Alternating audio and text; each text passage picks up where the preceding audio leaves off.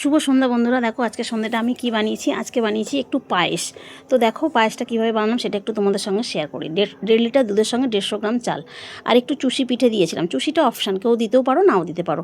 তো দেখো কীভাবে বানালাম। দুধটা ফুটে ওঠার পরে চুষিটা দিয়ে দিয়েছিলাম। চুষিটা সিদ্ধ হয়ে যাওয়ার পরে তার মধ্যে 150 চাল দিয়ে দিয়েছি।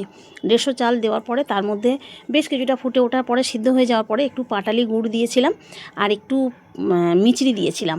কারণ মিচড়ি আর পাটালি গুড় দিয়ে পায়েসটা করলে সত্যি খুব সুন্দর খেতে হয়। তো যাই হোক, দিয়ে ভালো করে ফুটিয়ে চালটা সিদ্ধ হয়ে যাওয়ার পরে মিচড়ি আর পাটালিটা দেওয়ার পরে তার মধ্যে একটু এলাচ দিয়ে দিয়েছিলাম, কাজু কিশমিশ দিয়ে দিয়েছিলাম।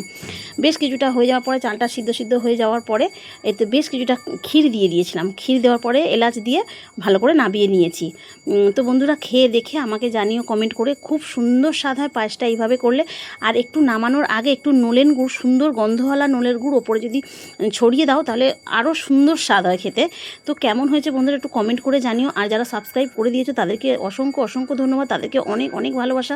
আর যারা সাবস্ক্রাইব করোনি তারা সাবস্ক্রাইব করে আমার পাশে থেকো, কারণ তোমরা ছাড়া এই পথে এগিয়ে যাওয়াটা আমার পক্ষে অসম্ভব। তোমাদের ভালোবাসা না থাকলে আমি এগোতে পারবো না। প্লিজ বন্ধুরা আমার পাশে থেকো। আর বন্ধুরা এরকম সুন্দর ভালো ব্লগ দিয়ে দেবো, রান্নার মিনি ব্লগ আমি তোমাদেরকে দিয়ে দেবো। তো তোমাদের কেমন লাগলো একটু কমেন্ট করে জানিও। যারা লাইক কমেন্ট করবে তাদের কমেন্ট পরের ভিডিওতে আমি তাদের নাম উল্লেখ করে নাম তুলে ধরবো। তো ভালো থেকো, সুস্থ থেকো আর আমার মিনি ব্লগগুলো দেখতে থেকো।